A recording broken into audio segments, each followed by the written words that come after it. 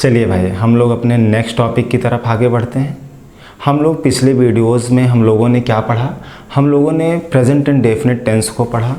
Present and definite tense में affirmative और negative को हम लोगों ने बहुत अच्छे से पढ़ा। आज का मेरा जो टॉपिक है वो इंट्रोगेटिव सेंटेंसेस है। हमें उम्मीद है कि आप लोगों को पिछली वीडियो बहुत अच्छे से समझ में आई होगी और ये भी बहुत अच्छे से समझ में आएगी। याद रखिएगा मेरे भाई, वीडियो को पूरा देखिएगा, हर एक चीज़ आपका क्लियर होता जाएगा। मेरा ये वादा है कि आपको कहीं पर टेंस में कोई भी फंसा नहीं सकता है, आपसे कहीं पे कोई भी गलती नहीं हो सकती है। ज़्यादा नहीं, 9-10 वीडियोस बनेंगे टेंस से रिलेटेड, 20 मिनट 25 मिनट आधे घंटे, मैक्सिमम आधे घंटे का, मतलब 9-10 वीडियोस में मैं टेंस को ख़त्म करने की पूरी कोशिश करूंगा। उसके बाद एक चीज़ और याद रखिएगा, कुछ सेंटेंसेस ऐसे होते हैं जिसमें टेंस के नियमों का प्रयोग नहीं होता है। ट्रांसलेशन तो होता है लेकिन इस टेंस के थ्रू नहीं होता है, उसके अदर्स रूल हैं, उसके कुछ रूल्स हैं जो हम आपको टेंस ख़त्म करने के बाद, जब आपका ये टॉपिक ख़त्म हो जाएगा टेंस, तब हम आपको बताएंगे। चलिए हम लोग आगे बढ़ते हैं। आज हम लोगों का टॉपिक क्या है? इंट्रोगेटिव सेंटेंसेस, मतलब प्रश्नवाचक वाक्य। ये जो प्रश्नवाचक वाक्य होता है बेटा, ये आपका दो तरीके का होता है, मतलब दो प्रकार का होता है। पहला प्रकार जो है आपका वो हेल्पिंग वर्ब है। क्या है? हेल्पिंग वर्ब है, जिसे हम HV टाइप कहते हैं। और जो नंबर दूसरा है बेटा, वो आपका क्वेश्चन वर्ड है, जिसे हम QW टाइप कहते हैं। कुछ लोग इसे फर्स्ट टाइप, इसे सेकंड टाइप भी कहते हैं। चलिए हम लोग देखते हैं कि इन दोनों में अंतर क्या होता है। भाई दोनों इंट्रोगेटिव सेंटेंसेस हैं, इन दोनों में डिफरेंस क्या होता है, इन दोनों में अंतर क्या होता है। चलिए हम समझाते हैं आपको। हम दो सेंटेंस लिखते हैं। एक में लिखते हैं हम, क्या वह पढ़ता है? क्या वह पढ़ता है? और दूसरे में लिखते हैं, वह क्या पढ़ता है? वह क्या पढ़ता है?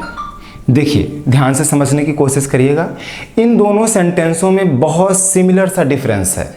भाई यहाँ पर भी आपको क्या मिल रहा है, इस सेंटेंस में भी क्या मिल रहा है, यहाँ पर वह मिल रहा है, यहाँ पे भी वह मिल रहा है, यहाँ पर पढ़ता मिल रहा है, यहाँ पर भी पढ़ता मिल रहा है, यहाँ पर है, यहाँ पर है, क्वेश्चन मार्क भी दोनों में लगा हुआ है। ध्यान से देखिएगा, लेकिन दोनों में बहुत सिमिलर सा डिफरेंस है। आप देखिए, यहाँ पर जो आपका प्रश्न करने वाला शब्द क्या है वो सबसे पहले आ जा रहा है, और यहाँ पर जो प्रश्न करने वाला शब्द है वो पहले ना आकर के बीच में आ रहा है या किसी अन्य स्थान पे आ रहा है, लेकिन पहले आपका नहीं आ रहा है। ध्यान से समझिएगा। देखिए, अब दोनों के अर्थ को भी समझने की कोशिश करिएगा। पूछ रहा है क्या वह पढ़ता है, मतलब आप बताइए कि क्या वह पढ़ता है, हाँ या ना में जवाब दीजिए, यस और नो में जवाब दीजिए, रिस्पॉन्स दीजिए। और यहाँ पे वो कह रहा है वह क्या पढ़ता है, आप बताइए कि वो क्या पढ़ता है। समझने की कोशिश करिएगा। ये जो होता है, जो इसमें देखिए भाई, आपसे पूछ रहा है कि क्या वह पढ़ता है, तो आप बताएंगे कि हाँ वो पढ़ता है, या फिर नहीं वो नहीं पढ़ता है। यहाँ पर अगर वो पूछ रहा है वह क्या पढ़ता है, तो आप बताएंगे वो क्या पढ़ता है, क्या क्या चीजें वो पढ़ता है। देखिएगा, जो बेटा अगर आपका जो प्रश्न करने वाला शब्द, भाई इंट्रोगेटिव सेंटेंसेस कहेंगे किसे हम, उस शब्द में, उस वाक्य में, उस वाक्य में जो आपका वाक्य दिया गया होगा, उस वाक्य में एक ऐसा शब्द होगा जो आपसे प्रश्न कर रहा होगा, जो आपसे क्या कर रहा होगा, प्रश्न कर रहा होगा। अगर वही प्रश्न करने वाला शब्द सबसे पहले आ जाए, वाक्य के स्टार्टिंग में आ जाए, वो वाक्य आपका हेल्पिंग वर्ब का होगा। किसका होगा? हेल्पिंग वर्ब का होगा। और वही शब्द मेरे भाई अगर वाक्य के बीच में आता है, पहले ना आकर के किसी अन्य स्थान पर आता है, तो वो वाक्य आपका कैसा कहलाएगा? क्वेश्चन वर्ड टाइप का कहलाएगा। याद रखिएगा, अगर वाक्य के प्रारंभ में आपका प्रश्न करने वाला शब्द आता है तो उसकी स्पेलिंग, उसकी मीनिंग हम नहीं लिखते हैं, उसकी मीनिंग ही हम नहीं लिखते हैं। और अगर वही शब्द बीच में आता है या किसी अन्य स्थान पर आता है तो उसकी मीनिंग को मुझे सबसे पहले लिखना पड़ता है। चलिए हम लोग नियम की तरफ आगे बढ़ते हैं। एक एक चीज बेटा आप लोगों को समझ में आएगा, डोंट वरी, परेशान बिल्कुल भी मत होइएगा। मैं पूरी कोशिश करूंगा कि हर एक चीज आपको समझ में आए। जैसे मैं सबसे पहले हेडिंग डालता हूं हेल्पिंग वर्ब टाइप का, जो आपका पहला टाइप है हेल्पिंग वर्ब टाइप है, उससे हम लोग स्टार्ट करते हैं। हेल्पिंग वर्ब टाइप का जो फॉर्मूला होता है वो बेटा सबसे पहले हेल्पिंग वर्ब ही लिखा जाता है, इसीलिए इसको हेल्पिंग वर्ब टाइप का कहते ही हैं। क्योंकि इसमें सबसे पहले भाई आपका क्या लिखा जाएगा, हेल्पिंग वर्ब लिखा जाएगा। दूसरे नंबर पर आपको क्या लिखना होगा, सब्जेक्ट लिखना होगा। तीसरे नंबर पर आपको क्या लिखना होगा मेरे भाई, मेन वर्ब की फर्स्ट फॉर्म लिखनी होगी। और चौथे नंबर पर आपको क्या लिखना होगा, अदर वर्ड लिखना होगा। और पांचवें नंबर पर आपको क्या करना होगा, क्वेश्चन मार्क लगाना होगा। हमें उम्मीद है भाई आप जानते हैं हेल्पिंग वर्ब किसके अनुसार लगती है, किसके अकॉर्डिंग लगती है, सब्जेक्ट के अकॉर्डिंग लगती है। आपका सब्जेक्ट जैसा होगा उसी तरीके से आप डू या डज का यूज करेंगे। आपको पता है कि प्रेजेंट एंड डेफिनेट टेंस की हेल्पिंग वर्ब क्या है, डू या डज है, जो कि आपको पिछले वीडियोज में बताया गया है। उसके बाद मेन वर्ब, भाई जिस भी शब्द में ता लगा हुआ होगा वो मेन वर्ब होगा। सब्जेक्ट की पहचान आप कौन से करते हैं, बाकी जो भी शब्द बचते हैं वो मेरे किस में आते हैं, अदर वर्ड में आते हैं। चलिए हम इसी सेंटेंस से शुरुआत करते हैं। जैसे क्या वह पढ़ता है, क्या वह पढ़ता है। तो सबसे पहले प्रश्न करने वाला शब्द आ गया, तो मेरा क्लियर हो गया कि हेल्पिंग वर्ब टाइप का है। किस टाइप का है, हेल्पिंग वर्ब टाइप का है। तो मतलब इसकी स्टार्टिंग मुझे किससे करनी है, हेल्पिंग वर्ब से करनी है। मुझे पता है मेरे भाई की प्रेजेंट एंड डेफिनेट टेंस की हेल्पिंग वर्ब क्या होती है, डू और डज। मतलब या तो आप डू का यूज करेंगे या फिर डज का यूज करेंगे। आपको पता है कि आप डू का यूज कहाँ करते हैं और डज का यूज कहाँ करते हैं। ये डू या डज का यूज हम सब्जेक्ट के अनुसार ही करते हैं, सब्जेक्ट के अकॉर्डिंग ही करते हैं। जैसे अब भाई सब्जेक्ट मेरा क्या है, कौन पढ़ता है, वह पढ़ता है। कौन पढ़ता है, वह पढ़ता है, वह आपका सिंगुलर सब्जेक्ट है, तो आप क्या लगाएंगे, डज। क्या लगाएंगे, डज। दूसरे नंबर पर आपको सब्जेक्ट लिखना है, सब्जेक्ट आपने पहचान ही लिया है, ही हो गया। उसके बाद मेन वर्ब जिसमें ता लगा हुआ है, पढ़ता, पढ़ना का क्या हो गया, रीड। अब आपके अदर वर्ड्स में कोई भी शब्द नहीं बचता है तो आप क्या करेंगे, क्वेश्चन मार्क लगा देंगे। ओके, चलिए एक दो सेंटेंसेस को हम और देखते हैं। देखिए जैसे क्या सुमन गाना गाती है। बहुत नॉर्मल से सेंटेंस में बता रहा हूं आपको, बाद में चल करके जब आपका टेंस खत्म होगा तो सबसे लास्ट में हम एक्सरसाइज भी कराएंगे। लमसम 50-60 सेंटेंसों को दे करके आप प्रैक्टिस भी करिएगा, साथ में हम आपको बताते भी रहेंगे। चलिए भाई देखते हैं, क्या सुमन गाना गाती है। तो सबसे पहले मुझे क्या लिखना है, हेल्पिंग वर्ब लिखनी है। किसके अनुसार, किसके अकॉर्डिंग, सब्जेक्ट के अकॉर्डिंग। तो कौन गाना गाती है, सुमन। सुमन नेम है आपका, एक नाम है, तो आप इसका मतलब ये आपका सिंगुलर सब्जेक्ट हुआ। सिंगुलर सब्जेक्ट में मेरे भाई आप क्या यूज करते हैं, किस हेल्पिंग वर्ब का यूज करते हैं, डज का। डज के बाद क्या हो गया आपका, सुमन आपका सब्जेक्ट हो गया, सुमन लिख लिया आपने, डज सुमन हो गया। उसके बाद आपका मेन वर्ब क्या है, गाती। गाती का क्या होता है, सिंग लिखा। क्या लिख दिया, सिंग। अब आपका केवल कौन सा शब्द बच रहा है, गाना। गाना का क्या होगा, सॉन्ग। गाना का क्या होगा, सॉन्ग होगा। तो आपका क्या हो गया, पूरा ट्रांसलेशन क्या हुआ, डज सुमन सिंग सॉन्ग। चलिए एक सेंटेंस में और देखता हूं। जैसे क्या वह सड़क पर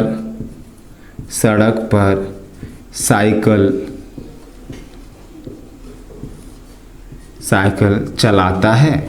क्या वह सड़क पर साइकिल चलाता है, क्या वह सड़क पर साइकिल चलाता है। तो सबसे पहले मुझे क्या लिखना है, हेल्पिंग वर्ब लिखनी है। किसके अकॉर्डिंग, सब्जेक्ट के अकॉर्डिंग। कौन सड़क पर साइकिल चलाता है, वह। वह भाई आपका सिंगुलर सब्जेक्ट है, तो आपने क्या यूज करा, डज यूज किया। दूसरे नंबर पर आपको क्या लिखना है, सब्जेक्ट। सब्जेक्ट आपका क्या है, ही। तीसरे नंबर पर आपको क्या लिखना है, मेन वर्ब जिसमें ता लगा हुआ है, चलाता, चलाना का ड्राइव। आप राइड भी कर सकते हैं, डज ही ड्राइव। अब भाई चलाने का संबंध सड़क पर से है कि साइकिल से है, क्योंकि अब अदर वर्ड में मेरे दिमाग में कंफ्यूजन होगी कि भाई शब्द आपके कितने बच रहे हैं, 3। सड़क पर, साइकिल बच रहा है ना। तो आप सड़क पर का ट्रांसलेशन पहले करेंगे कि साइकिल का। तो हमें ये करने से पहले मुझे देखना होगा ये ड्राइव किससे रिलेटेड है। ड्राइव मेरे भाई साइकिल से रिलेटेड है, आप साइकिल को चला रहे हैं, तो आप क्या लिखेंगे, ड्राइव साइकिल। अब उसके बाद सड़क पर, यहीं पे आप लोग गलती करते हैं। जैसा कि अभी तक हम लोग क्या पढ़ते हैं, अगर आपको करना हुआ तो आप लिखेंगे ऑन रोड ना, बिल्कुल मेरे भाई गलत है। जब आप सड़क पर चलते हैं या सड़क पर कोई चीज़ चलाते हैं, याद रखिएगा, जब भी आप सड़क पर चलते हैं या सड़क पर कोई भी चीज़ चलाते हैं, चाहे वो आपकी साइकिल हुई, चाहे वो आपका बाइक हुआ, चाहे कुछ भी हुआ, तो आप किस चीज़ का यूज करेंगे? बिसाइड का यूज करेंगे। किसका यूज करेंगे? बिसाइड का यूज करेंगे, बिसाइड रोड। ओके, कोई दिक्कत किसी को? याद रखिएगा, जब भी आप सड़क पर चलते हैं या सड़क पर कोई भी चीज़ चलाते हैं, सड़क पर चलते हैं या सड़क पर कोई भी चीज चलाते हैं, तो सड़क के पहले आप कैसे प्रीपोजिशन का यूज करेंगे? बिसाइड प्रीपोजिशन का यूज करेंगे। ओके, चलिए, हमें लगता है हमें मैं पूरी तरीके से बेटा समझाने की कोशिश किया हूं। अगर आपको कहीं पे कोई कमी नज़र आती है तो आप मुझे कमेंट में बताइएगा, मैं फिर से दोबारा समझाने की कोशिश करूंगा। चलिए, अब हम लोग क्वेश्चन वर्ड की तरफ आगे बढ़ते हैं। हम लोग अब क्वेश्चन वर्ड की तरफ बढ़ते हैं। ठीक भाई, इसका भी रूल जानना ज़रूरी है। चलिए स्टार्ट करें। देखिए, कोई दिक्कत नहीं बेटा, आपको एक एक चीज़ समझ में आएगी, पूरा वीडियो देखिएगा, हर एक चीज़। अगर आपको कहीं दिक्कत होती है आप बताइएगा, जब भी नेक्स्ट वीडियो बनेगी, जब भी बनाया जाएगा, तो आपको उस वीडियो में सबसे पहले वो चीज़ें क्लियर करा दी जाएंगी। ओके, चलिए, हमारा नेक्स्ट टॉपिक क्या है? क्वेश्चन वर्ड है, इंट्रोगेटिव सेंटेंसेस में ही। तो क्वेश्चन वर्ड में मेरे भाई सबसे पहले आपको क्वेश्चन वर्ड को ही लिखना है। मतलब जिस शब्द से आप प्रश्न कर रहे हैं उसी प्रश्न की स्पेलिंग सबसे पहले आप लिख दीजिए। ठीक, उसके बाद आप डू या डज को लगाइएगा, मतलब हेल्पिंग वर्ब को लगा दीजिएगा। तीसरे नंबर पर आप सब्जेक्ट को लिखिएगा। चौथे नंबर पर आप मेन वर्ब की फर्स्ट फॉर्म को लिखिएगा। पांचवें नंबर पर आप अदर वर्ड को लिखिएगा और छठे नंबर पर क्वेश्चन मार्क को लगाना मत भूलिएगा। ओके, चलिए, सबसे पहले नंबर पर आप क्वेश्चन वर्ड को लिखें, दूसरे नंबर पर डू या डज को आपने लिख दिया, तीसरे नंबर पर आपने सब्जेक्ट को लिख दिया, चौथे नंबर पर मेन वर्ब की फर्स्ट फॉर्म को लिखा, पांचवें नंबर पर अदर वर्ड को लिखा, छठे नंबर पर क्वेश्चन मार्क को लगाया। एक एक चीज को आप पहचानना जानते हैं, एक एक चीज को मैंने पहचानना बताया आपको, और आप, हमें उम्मीद है कि आप पहचान भी लेते होंगे, कहीं पे आपसे कोई दिक्कत नहीं होगी। चलिए, हम ट्रांसलेशन की तरफ आगे बढ़ते हैं। आपका पहला सेंटेंस जो होगा वो ये होगा, जो आपका दिया गया था, वह क्या पढ़ता है? वह क्या पढ़ता है? ठीक, अब इसका हम लोग अनुवाद करते हैं, ट्रांसलेशन करते हैं। तो सबसे पहले आपको देखिए, अब आपका ये जो प्रश्न करने वाला शब्द है, ये पहले मिला नहीं मिला, ये बीच में मिला ना, इसका मतलब इसकी स्पेलिंग सबसे मुझे पहले लिख देनी है। अगर किसी भी वाक्य में प्रश्नवाचक शब्द आपको पहले ना मिले, वाक्य के किसी अन्य भाग में मिले, मतलब दूसरे, तीसरे, चौथे नंबर पर मिले, तो आपको उसकी अंग्रेजी सबसे पहले, उसकी स्पेलिंग आपको सबसे पहले लिख देनी है। तो क्वेश्चन वर्ड आपका क्या है? क्या की अंग्रेजी क्या होती है? आपको पता है, व्हाट होती है, आपने लिख दिया।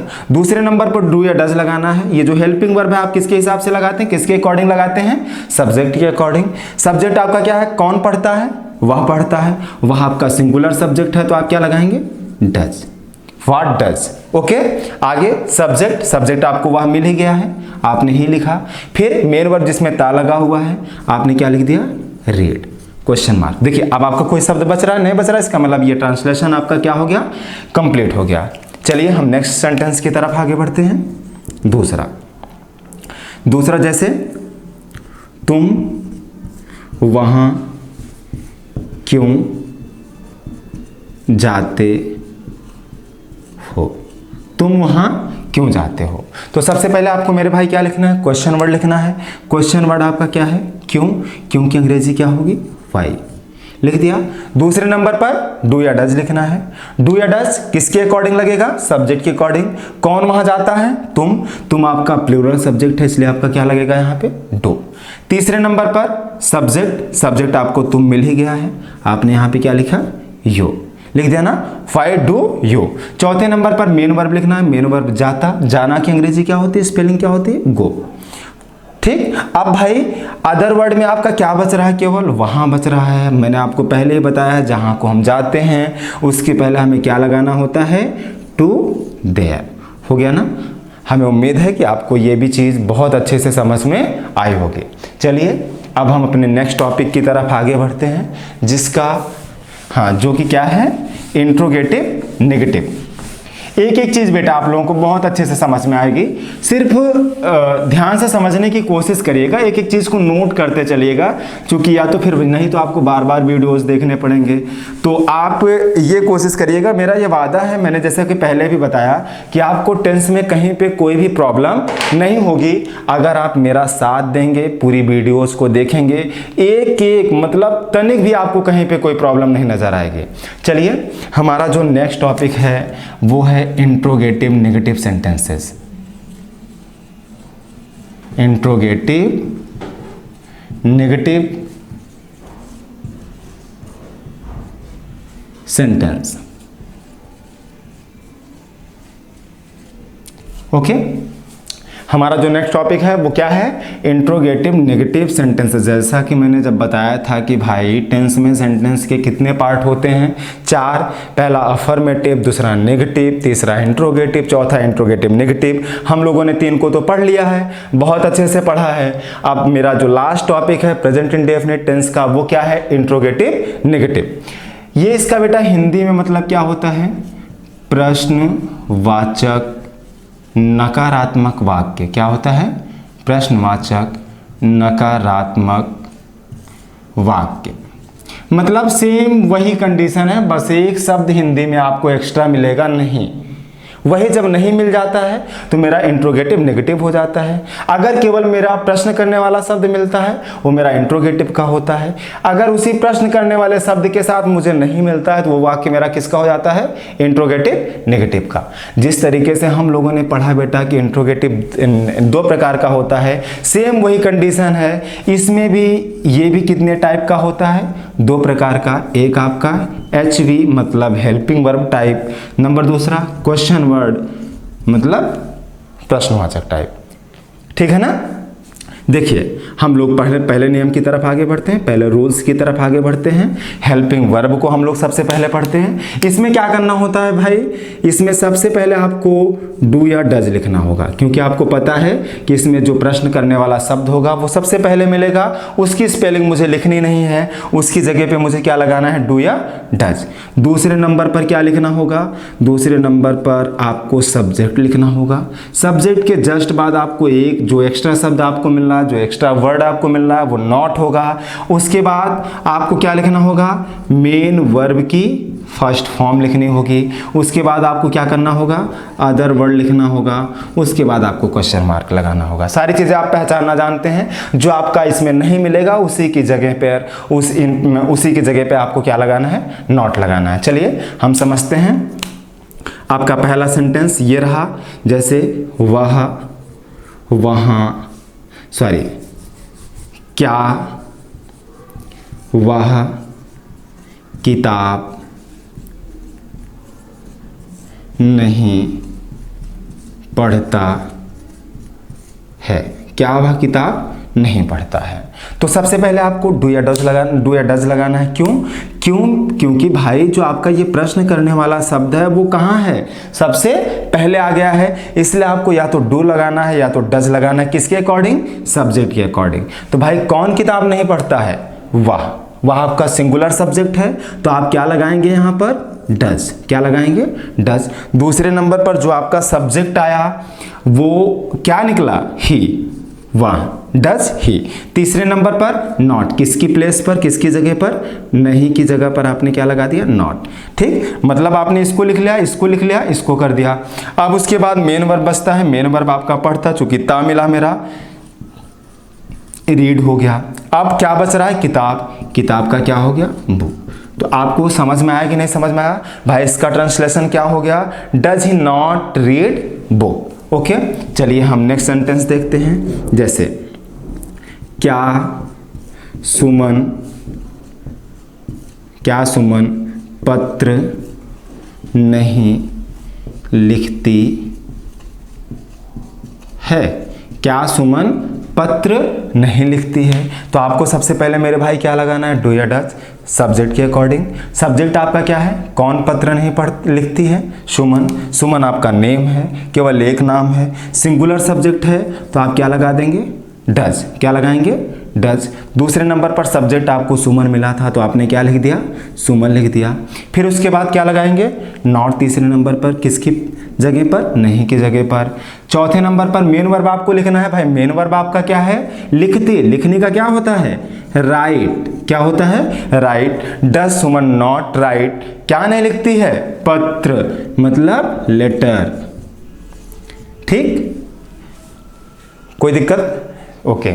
चलिए हम आगे बढ़ते हैं। बेटा हर एक चीज़ को ध्यान से समझने की कोशिश करिएगा और नोट करने की कोशिश करिएगा। अगर आप नोट डाउन करते चलेंगे ना, लिखते चलेंगे, फिर आपको हर एक चीज़ क्लियर होती चलेगी। अगर आपको कहीं दिक्कत होती है तो आप बताइएगा, बिल्कुल एक एक चीज़ को और अच्छे तरीके से समझाने की हम कोशिश करेंगे, कहीं पे भी आपको कोई दिक्कत नहीं होगी। ठीक, चलिए मेरा जो नेक्स्ट टॉपिक है, मतलब इसमें जो नेक्स्ट हेडिंग है वो क्वेश्चन वर्ड की है। किसकी है, क्वेश्चन वर्ड की है।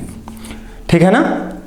अब आपको इसमें प्रश्न करने वाला शब्द कहाँ मिलेगा, बीच में मिलेगा। और उस बीच में मिलने के साथ आपको एक शब्द क्या मिलेगा, नहीं मिलेगा। इसका भाई रूल क्या होता है, इसका फॉर्मूला क्या है, सबसे पहले आप क्वेश्चन वर्ड लिखेंगे। दूसरे नंबर पर क्या लिखना आपको, डू या डज लिखना है।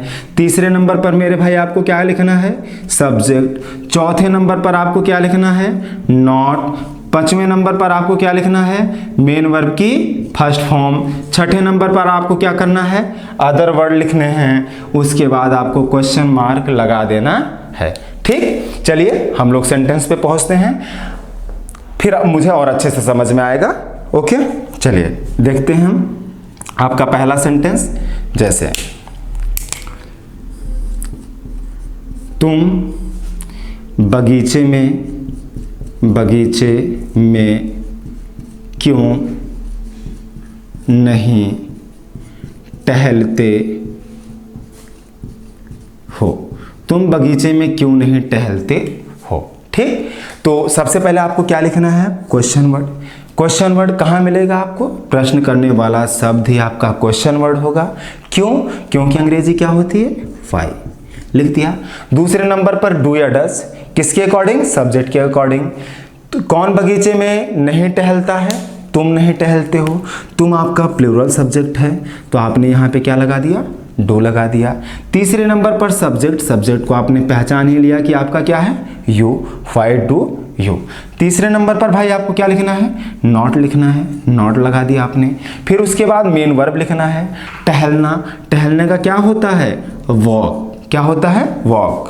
Why do you not walk, कहाँ नहीं टहलते हो। अब आपका एक शब्द बच रहा है बगीचे में, तो क्या हो जाएगा, इन गार्डन। ओके, तो आपका पूरा ट्रांसलेशन बेटा क्या हुआ, why do you not walk in garden. ठीक, चलिए एक सेंटेंस हम और देखते हैं। जैसे क्या, सॉरी, हम अपना जन्मदिन क्यों नहीं मनाते हैं, हम अपना जन्मदिन क्यों नहीं मनाते हैं। तो क्वेश्चन वर्ड भाई आपका क्या है इसमें, क्यों। क्यों की अंग्रेजी क्या हो गई, वाई। उसके बाद आपको डू या डज लगाना है, किसके अकॉर्डिंग, सब्जेक्ट के अकॉर्डिंग। कौन अपना जन्मदिन नहीं मनाता है, हम आपका प्लूरल है तो आपने क्या लगा दिया, डू। तीसरे नंबर पर सब्जेक्ट, सब्जेक्ट आपको क्या मिला, वी। क्या लिख दिया आपने, व्हाई डू वी। चौथे नंबर पर नॉट लगाना है, किसकी जगह पर, नहीं की जगह पर। पांचवें नंबर पर मेन वर्ब, मेन वर्ब भाई मनाता, मनाना का क्या होता है, जन्मदिन मनाने का, सेलिब्रेट। ओके, तो हमने क्या लिखा, why do we not celebrate, क्या नहीं मनाते हैं, अपना जन्मदिन। यहां पर बेटा अपने के लिए आप आवर लगाएंगे, बर्थडे, आवर बर्थडे। ओके, तो क्या हो गया, why do we not celebrate our birthday या बर्थडे। ओके, चलिए ठीक, देखिए भाई, अगर आपको कहीं पर अब आपका प्रेजेंट इंडेफिनिट टेंस खत्म हो चुका है, जो आपके सेंटेंस के चारों पार्ट्स थे वो आपको मैंने एक एक करके बताया, बहुत अच्छे से बताने की कोशिश करी हमने। अगर आपको फिर भी कहीं पे कोई दिक्कत नजर आ रही है तो आप मुझे बताइएगा, मैं और अच्छे से नेक्स्ट वीडियो में आपको समझाने की कोशिश करूंगा। ओके, धन्यवाद।